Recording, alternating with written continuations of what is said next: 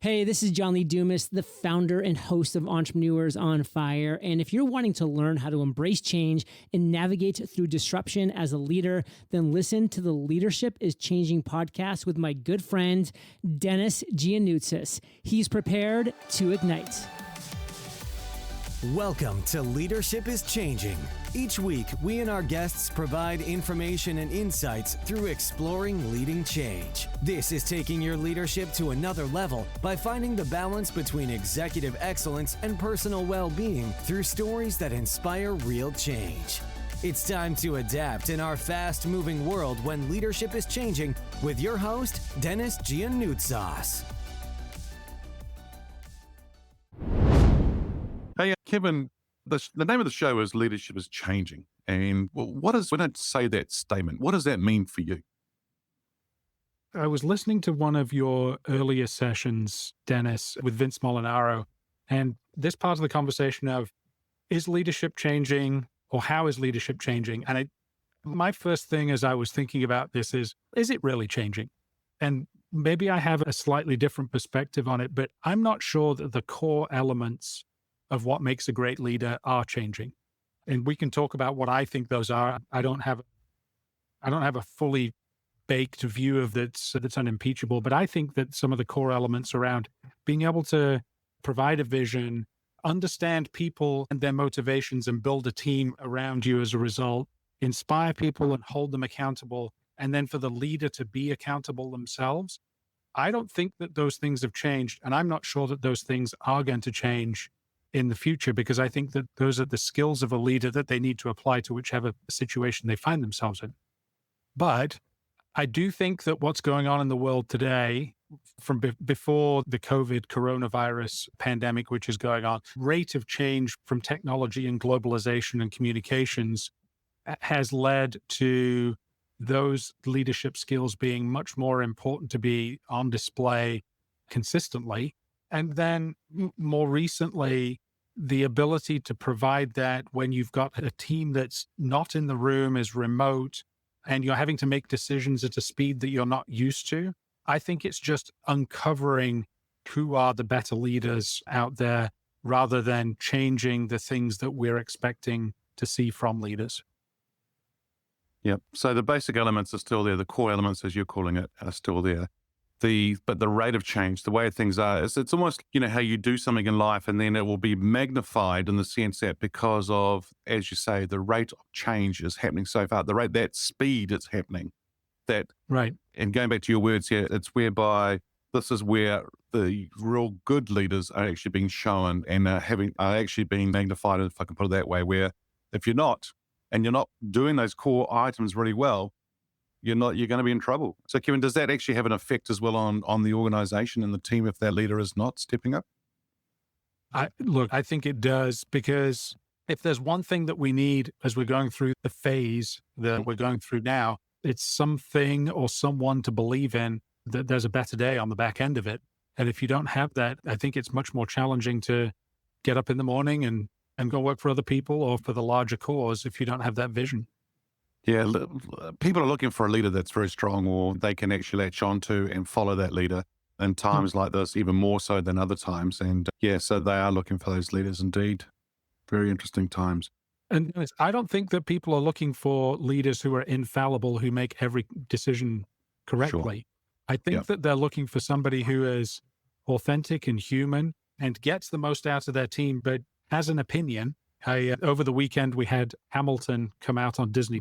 And so I'd not seen Hamilton before, but one of the things that really stuck with me is early on, Alexander Hamilton talking to Aaron Burr, and the difference between I have an opinion and I want to go and do this, and Aaron Burr with, it's probably better if you smile a little bit more and keep your mouth shut and keep your opinions to yourself.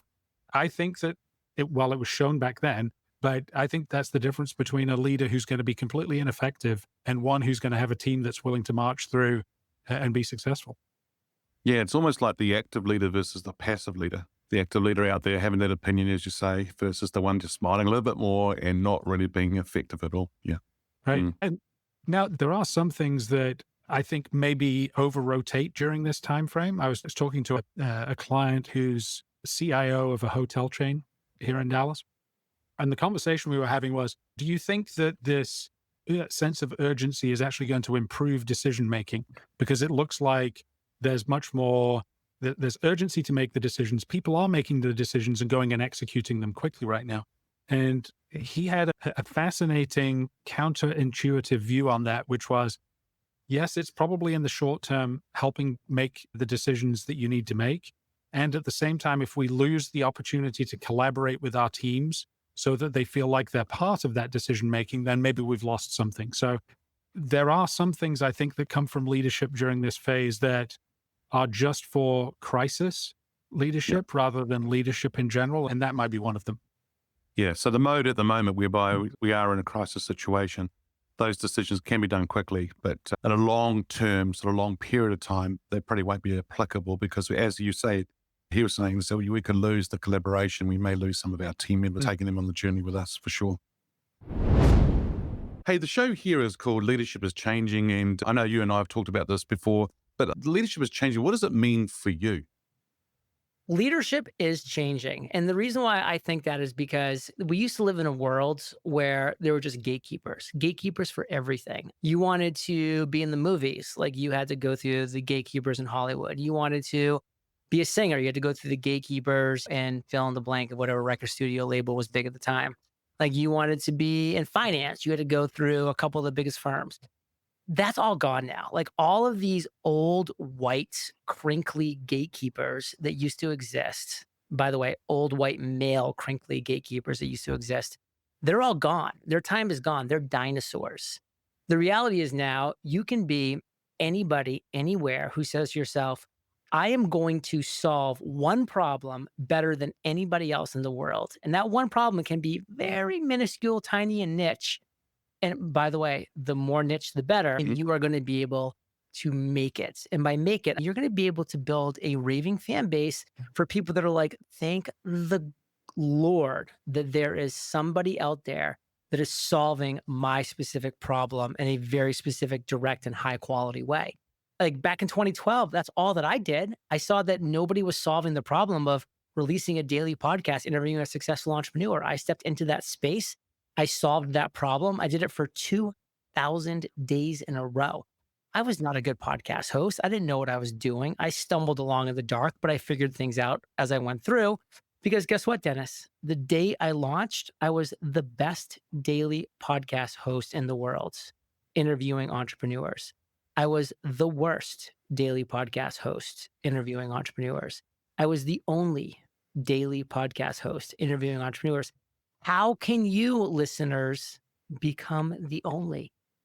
Yeah, cool. The only. And John, I think that's something that I see with a lot of people, whether they're in leadership roles or entrepreneurs, business owners, whatever it is, a lot of them procrastinate. They tend to not just do anything. And I think what you're just sharing there about the fact that if you go out there and do it, it's never going to be perfect, but you got to start somewhere. Any tips for anyone about procrastinating or just getting on with it? Any thoughts? Listen, procrastination is what every human being does because it's easier to procrastinate and we want to go towards the easier. We want to relieve pain. We want to increase pleasure. That's what we do as human beings, relieving pain, increasing pleasure. That's what we do. And guess what procrastinating is? That is relieving pain, or that is increasing pleasure. It's doing both of those things at once because you're not doing the hard work that it's going to take. So if you want to continue to live a life of quiet desperation, if you want to continue to have to grind away, making other people rich, if you want to continue to live a life where you're having to follow other people's orders, then keep procrastinating. But if you actually want to take your life's bull by the horns and steer that bull in the direction that you want it to go and create a life of financial freedom, of location freedom, it starts by saying, you know what? I know I don't want to do this, but I have to do this. I need to stop the procrastination. I need to stop trying to be perfect, and I just need to do it. Every master was a disaster. You need to be open and willing to be a disaster and just start and just go and just drive forward. That is the focus. Yeah, nice. Every master was a disaster. Team, listeners, it's never going to be perfect. Just go for it. And John is sharing that with us.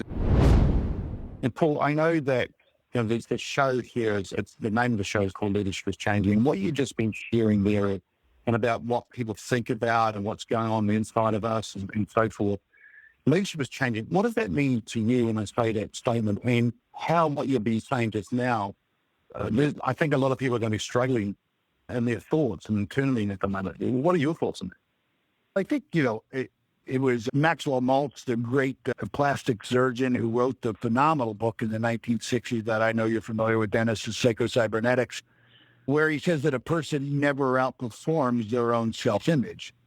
And boy, don't we see that in leadership today. We've got insecure leadership everywhere we look. And that insecurity shows up in their decisions or the lack thereof. It shows up in their character.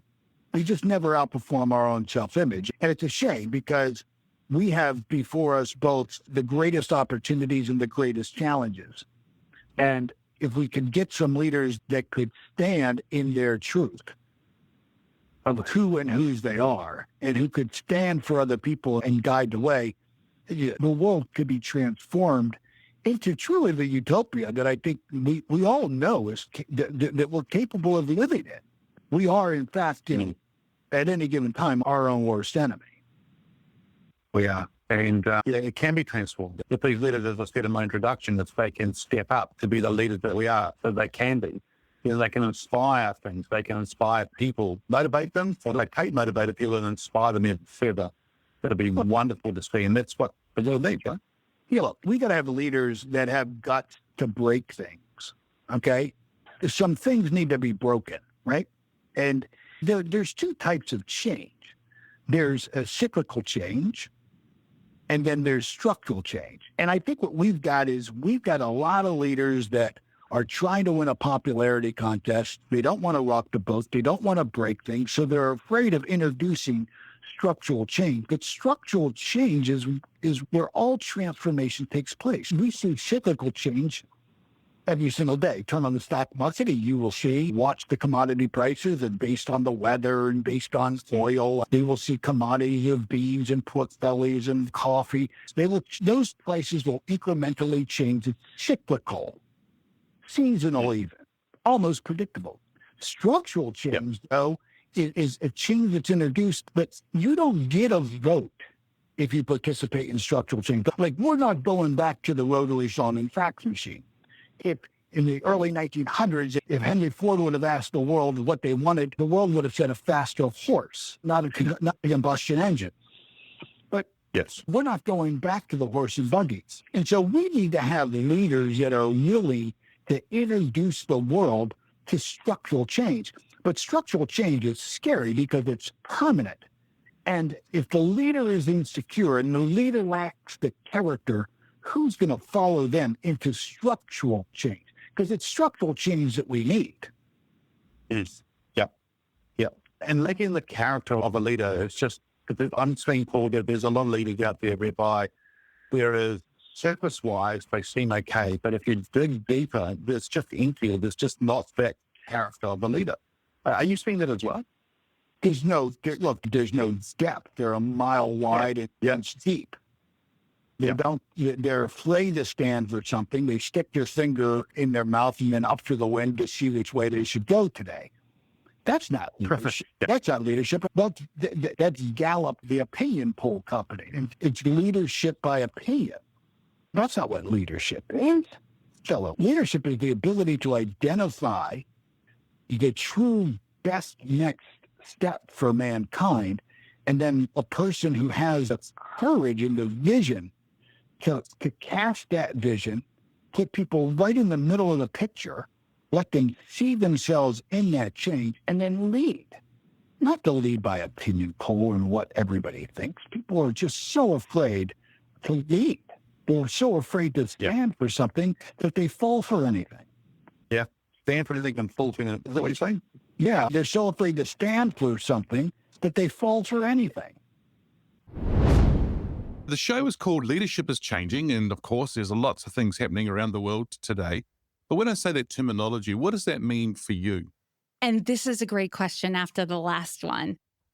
The world needs leadership more than ever, but we don't just need leaders, we need great leaders. And by that, I mean, it's not enough anymore to be smart, competent, and capable of organizing and giving instruction to a team. A leader must be open and curious, a great listener, and someone who can show empathy and develop future leaders in this mold. And leaders now must also be committed to their ongoing personal development. They must be okay with making mistakes and owning up to it and get it wrong. Leaders are more visible than ever. And I'm thinking, especially in the movement to create more diverse, equitable, and inclusive cultures within organizations, that commitment has to come from and be modeled from the top. The days of a company's reputation coming solely from their advertising, press releases, and stock price are gone. Employees and former employees are on social media describing their workplace cultures. And there have been companies that have been outed or they've been outed for saying one thing publicly and not backing it up within the organization. And the stats of senior leadership and board seats are telling, and people are paying closer attention. So there's almost this required transparency of leadership because people are going to know, how are you doing? How are you doing on these important issues? Yeah, you're too right. And that transparency is getting louder and louder every single, not year, not week, every day is getting louder. Right. And then there's a new platform. A year ago, I was never talking about TikTok. Now it's all the rage. Yeah, no, before I was talking about Kit Kat, but now we're talking about TikTok. One's a chocolate and one's not, but never mind. That's all good. But you're right. And my background is, my father is from Greece, and there is a saying in the Greek side of things that a fish rots from the head. And when you're talking about leadership comes from the head of the person, of the organization, things like that, and they have to show that, and the transparency and so forth. I think it's so true. But yeah, it is getting louder and louder all the time. You've probably seen this as well, Dennis, when you're brought into an organization to help them develop or take on some new initiative or change. You start meeting with people and you're developing them and you're training them, and it's all great. But what you hear from the people that you're working with is, this isn't going to last long because the people at the top, they're investing the money as a look good, feel good thing, but they're not doing it. No, right? You're They're right. not attending the trainings. They're not walking the talk. They're not walking the talk. And how many times have you heard people in workshops or training say, who really needs to be here? My boss. All the time. Yep, you're right. You hear it all the time. And every time I will go and roll out a program, there might be 400, 500, 700, 1,000 people, whatever, go through it. That always comes up. That's number one. And then the number two bit is that we've got to start with the leaders so then they can live it all the time, for sure. And support their teams, right? If it's a new initiative, the leaders should be learning it first so that as their teams go through it, they can support them and they know what they're going through. And when it does happen, it's a beautiful thing to see it happen, right? Yes. When everyone's on board and it's just infiltrated throughout the company and the culture and you see it, then everyone is okay. Our leaders people feel good when their leaders are walking their talk. They know what to expect of them and they trust them. Yeah, exactly. And I think what we've noticed is, as we're talking to leaders since the COVID side of things, the pandemic and lockdown happening towards the beginning of this year, what we've noticed is that those organizations that, just based on what you just said there about the trust and walking the talk, they were the organizations, the teams that were able to adapt quicker. Yes. Those who didn't adapted, but they found it a lot harder because they didn't have that trust, that foundation side of things, which was really important. Absolutely. And communication is key. People feel more trust when they feel like they're being informed and guided. So that it does absolutely. There's so many little ways to build trust and there's so many little ways to lose trust. But the companies that are enforcing those things, they're communicating, they're walking their talk, they're asking their people, they're getting their input and they're taking action on it. Or at the very least, explaining to them, we're not doing this right now. Here's why. Let's talk about this or reshape it. When they have those open conversations with their people and their people know what's going on, there's trust. Yeah. Let's go back to something you said before, which is around the transparency side of things and the empathy, the open side of things. I think it's really important. So there's a couple of things I actually want to go back to. One is around personal development. So we'll go back to that. But the second one is around the transparency. Let's go to the personal development. how important is it for a leader to, or a person, forget it whether they're a leader, an individual, what is it important for them to be doing this personal development, and what should they be doing? Oh, so good. Personal development required, right? Because Mm, you have to have self awareness, right? You need to know where you need to develop yourself. And there's so many ways you can do this. It's almost like you can pick your interests and follow them, right? mm, Or think about what's coming up in conversations. What do my people need from me? What skills do I need to develop? And you can do this through books, documentaries, there's online programs, there's trainings you can sign up for, there's coaching. But yeah, it's not even so much important other than having an, I think, required is self awareness in terms of you know what your strengths are, you know what your weaknesses are, and you know the impact you have on other people. That yeah, is minimum. And anything you can do to develop that awareness and those skills, fantastic.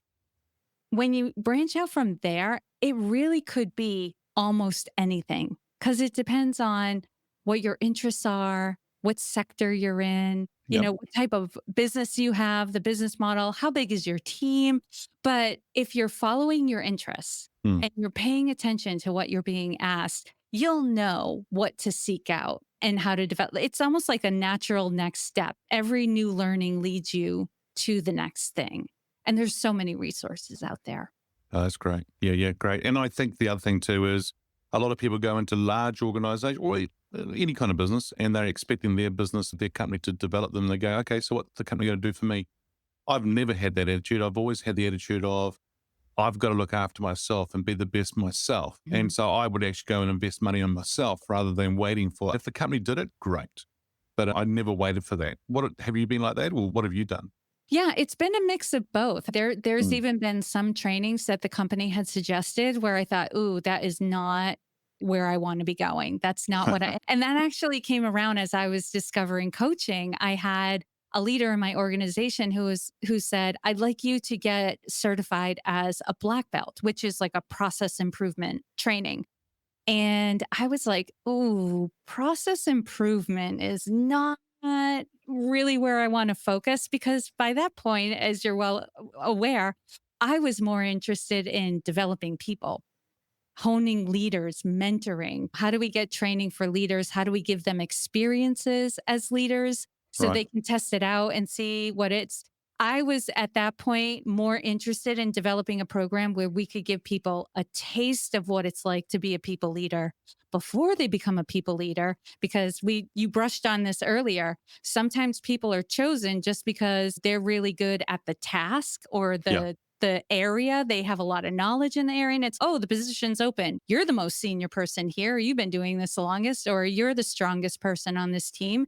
You be the team lead. And then some of them will do well. And some people get in that position and they don't know how to lead people. Sure. They know how to do the work really well. And so I was more interested in how do we give people a taste of that so they know whether or not this is something that interests them. And perhaps if they're not a people leader, we can find them another path of leadership that they can feel good about because especially in the US culture, if you're not getting promoted, then you feel like a failure or you feel like there aren't opportunities to get raises. So we're promoting people at the expense of all the other people who will then report to Mm. that. So I'm going off on a tangent here, but that's just an example of how there's so many different things you can hone yourself and get and gain skills on. And yes, to answer your question, I was reading personal development books and it did show in the Yeah. workplace that it's part of what had me stand out. And I think my psychology background and my interests in how people work was a huge reason as to why I got those 5 promotions when I got them, because Nice. I'd already had a basis in psychology and human development. And I just kept adding to what I knew. And then as I was experiencing things at work, I would look up articles and maybe some trainings on how do you deal with this situation and what does this Nice. happen. So it's really to sum it all up, follow your interests. Very good. Yeah. And when you and I are young people, we're young. And the thing here is that even going back 20 years ago, we'd read the books and so forth. If I go back 30 years ago, it was the cassette tapes, the books and things like that. But books has always been there. Nowadays, a lot of people say to me, oh, I'm too busy. I'm a leader. I'm like, oh, really? I'm a manager. I'm just too busy for that stuff. I'm like, what? And so today there is, going back to about the articles and so forth, you've got those available. But now you've got things like executive book summaries. They take 300 pages. They summarize it in 8 pages, easy. You've got the Audible side of things. You've got audios. You've got audiobooks. My You've got savior. Yep. Audible. podcasts and things like that. So that's great. And now you've also got things like YouTube, and you can go on there and you can search the topics like you were just saying before, and you can go and watch somebody on a video, give you some information about it, show you how to do it, which is quite interesting to see. I want to go on. Oh, I was going to say, yes, it makes no sense for somebody to say, I'm too busy to get better at what I'm doing. Yeah, very easy to say, isn't it? Yeah. Hey, I want to go to the second area that I wanted to ask you, because that one was around the personal development. The second one was around transparency. We're finding that, as you said before, that leaders are expected to be more transparent nowadays. Why aren't they transparent? What's holding them back? Any ideas? Yeah, definitely. There is this perception that a leader is somebody who has it all together, right? They're always doing the right thing. They know the way, show the way, go the way, right? And if they're making mistakes or they don't know, then they feel like, oh, I shouldn't be a leader. But that's not true. That's an old myth about leaders, was that leaders had to just do everything perfectly. They had to be the person who knew the most in the room. And that is not true at all. As a leader, you don't have to be the most knowledgeable person in the room. You have to be able to create that space that would allow the most knowledgeable person in the room to feel comfortable to bring their thoughts forward, or to encourage other people to bring their perspectives forward and how to gain information. And I have had clients who have said when it came up that they needed help, right? They were drowning in the amount of work they needed to do and deliverables and all of that. And I was like, who can you ask for help? Or can you have a conversation with your boss and set priorities and find out what needs to get done so you can reorganize this? Because yes, this is more than is humanly possible for any one person to do. And the response, I'll never forget this one response, but I've heard it on several occasions. I can't do that, because if I do that, I'll be saying I'm not competent. I am not capable. You chose the wrong person for this job. Right. So instead of being transparent and getting a little vulnerable and saying, I need help, they were more willing to sacrifice their health, their families, their personal life, to work these extremely long hours so they could keep up appearances that they had it all together.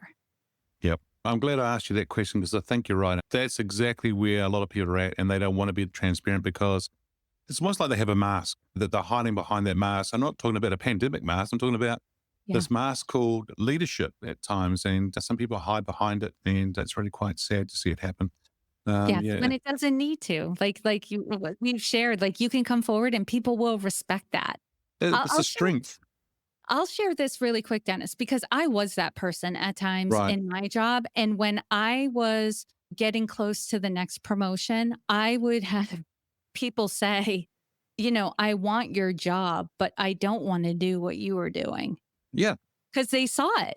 They saw the long hours. And I was like, I don't expect that you do what I do. Part of me is like, at that point in my life, I was a workaholic and I derived extreme pleasure and also some ego boost as well to really over delivering all of the time. And I would just say, I don't expect you to do what I did. I expect you to deliver and know when that means you need to work a little bit extra and when you can back off a little bit. But it let me know that as a leader, I was scaring people away from ever wanting to be to my successor. Yeah. Yeah, no, it's scary for a lot of people, but you're right. That's good. So thanks for sharing and being vulnerable with us there. So it's cool. Thank you for listening to this episode of Leadership is Changing with your host, Denis Giannoutsas. Each week, we and our guests provide information and insights through exploring leading change, inspiring executives and leaders to adapt and lead a bigger game in a fast-moving world.